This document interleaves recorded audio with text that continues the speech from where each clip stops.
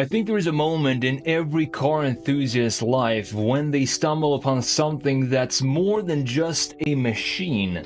Something that speaks to the soul and connects on a level deeper than words can describe. And for many car enthusiasts, that moment came when the E39 M5 was unveiled. Built from 1998 to 2003, this was not just the best sports sedan of its era, it was the moment BMW's M division reached its peak. The E39 M5 wasn't just a car, it was the car. Let's start with the heart, the engine. Nestled beneath the subtle, purposeful lines of the E39's understated bodywork was a 4.9-liter naturally aspirated V8, codenamed S62. It pumped out 394 horsepower and revved up to 7,000 RPM with a silky spine-tingling crescendo that only a free-breathing Bavarian motor could. No turbos, no artificial enhancements, just pure mechanical soul. It snorted to life when you turned the ignition and pulled with an urgency that felt alive, eager, and addictive. What made it even better was its connection, of course, to a 6-speed manual transmission. But the E39 M5 was more than just numbers and specs. It was all about balance when it comes to the E39. This was the golden age of analog precision, where every input mattered. The hydraulic steering offered feedback that felt like you were touching the road with your fingertips. The chassis communicated through the seats, telling you exactly where the tires are and what they were doing. It wasn't trying to impress you with gimmicks, it just was. Honest, linear, perfectly dialed in. And yet, it was still a proper sedan. You could cruise across countries in leather-lined comfort with room for 4 adults and their luggage as well. It had restraint in its design and not shouting for attention, but whispering confidence. Only those who knew understood. Everybody else thought that this was just a regular E39 5 Series. It didn't need to prove anything to anyone. It was already in a class of its own. And what makes the E39 M5 truly special, though, is what's been lost since. Modern M cars, yes, they're faster, but they're also heavier, more complicated, more digital as well. The E39 came from a time before that shift. It was the last M5 to truly embody the analog spirit while harnessing just enough modern features to be usable every single day. It's a bridge between eras, old world craftsmanship meeting new world performance, and that is exactly, in that crosshairs is exactly where the E39 M5 lays. For enthusiasts, it had everything you ever wanted in a performance sedan. It was a driver's couch wrapped in gentleman's suit, a snarling V8 beneath an unassuming silhouette, and a driving experience that gets under your skin. It's a very, very special car to drive. It was and remains a reminder of what BMW once stood for before the pixels, before the screens, before the artificial exhaust notes and complex designs that we have in BMW M cars today. The design of the BMW E39 M5 is a masterclass in restrained aggression. When you look at the front face of any E39 5 Series, it gives you this confidence that is going to take you wherever you need to go, whether it be through a blizzard, desert, or what have you. It's going to get you to where you need to go. It comes from an era where you blend the elegance and muscle sculpted with intent, not excess, and that is the complete opposite to what we have in modern M cars. It was developed in the late 1990s under BMW's design chief Chris Bangle, and I honestly miss Chris Bangle's designs, because today, I mean, if we go back and we look at what Chris Bangle did and what we have today, I definitely prefer the era of Chris Bangle. The E39 chassis was already celebrated for its perfect proportions and timeless lines, and when the M division set out to create the M5, they chose subtlety over spectacle. This was a wolf in a tailored suit, sharper, lower, and more purposeful, but never ever shouting for attention, and that is what I personally love about the E39 M5, just how discreet it is. You have the flared wheel arches hugging staggered 18-inch M wheels, a discreet lipped spoiler set on the trunk, and now iconic quad tailpipes, of course, hinted that this was not just your average E39 5 Series, while a slightly deeper front bumper with the classic 3-slot M openings offered improved cooling for the big V8 up front. There were no fake vents, of course, no weird corners or lines, it's just precise, clean lines and a planted presence. This purity was no accident. The E39 M5 was designed to be driven hard, of course, but also to age gracefully. Every single line serves a purpose, every detail respects the entirety of the design, and this clarity of purpose, this absence of pretense, that's what makes this an absolutely timeless design when looking at any E39 today. The E39 M5 doesn't need to scream, it simply is. And the E39 M5 doesn't just make you smile, it makes you feel. You have a connection to the vehicle, a connection that has since been lost, in my opinion. It's the kind of car that reminds you why you fell in love with driving in the first place. And for that reason, it wasn't just the peak of the BMW M cars, it was the heartbeat of it.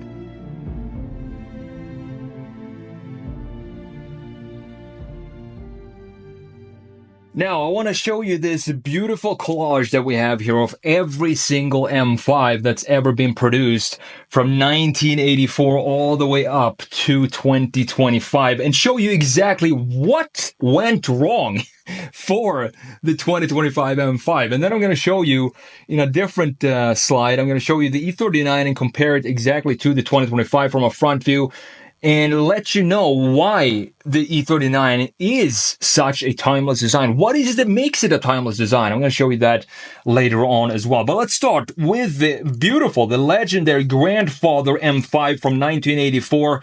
What a machine this was. What a revolutionary idea to put a performance engine in a sedan like this that has both the luxury and the performance that you're looking for. And what I love about this is we still have the key components of a front fascia of a BMW, meaning the two separated light units. We have the kidneys, two separate kidneys in the middle.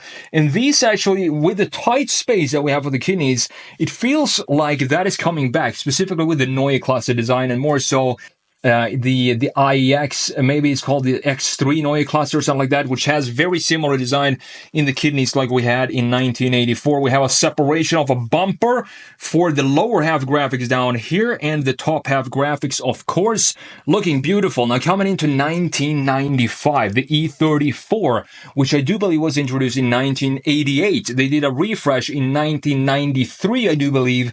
The refresh that happened there is the refresh that you're seeing right here, meaning the kidneys got a lot wider than what we used to have in the early E34s. And what that does, it just makes the front end looks a lot more wider than the pre-facelift. And this being the M5, of course, I do like that we have a separation of body color here in between the two graphic features, the kidneys and the two light elements. You can see that it dips down here.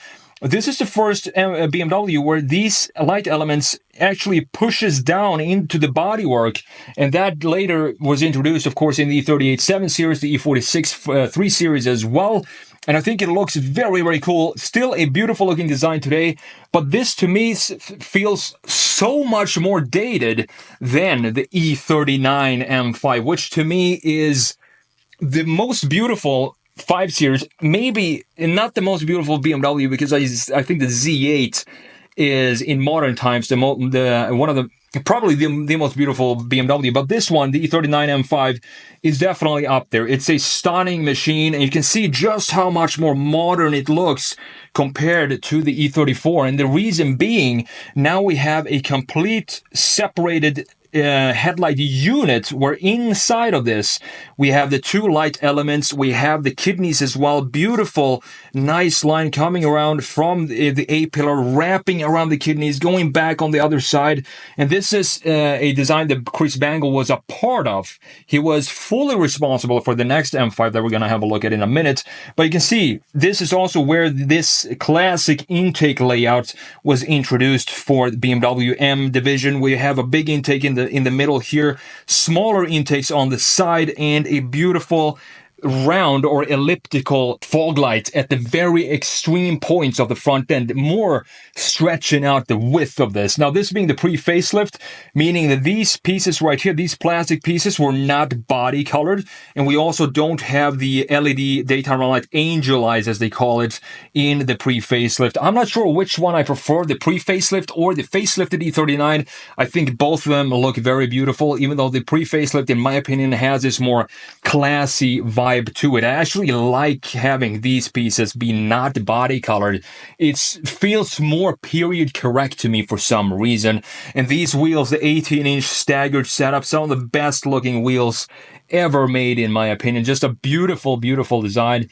And also these M side mirrors that was specific for the M5. Now, coming into the Bangle era here, Bangle wanted to introduce something completely different for BMW, and that has to do with the flame surfacing, as he called it. For example, the Z4, I think, is the best example of flame surfacing, where you have the play between concave and convex surfaces in combination with a couple of very sharp key lines. And the Z4 of Chris Bangle era, I think it's very unique design, but for some reason it stands the test of time, and it still looks very, very good today. And I think that has to do is the same vibe with the E60 M5 right here from 2005. And of course, you had the screaming V10 under the hood as well. But you can see just how much more organic this became comparing this to the E39. This looks almost Asian styling, like Japanese Toyota, Hyundai vibes, where all these, everything is a curvature. There is not a single straight line in the front end here.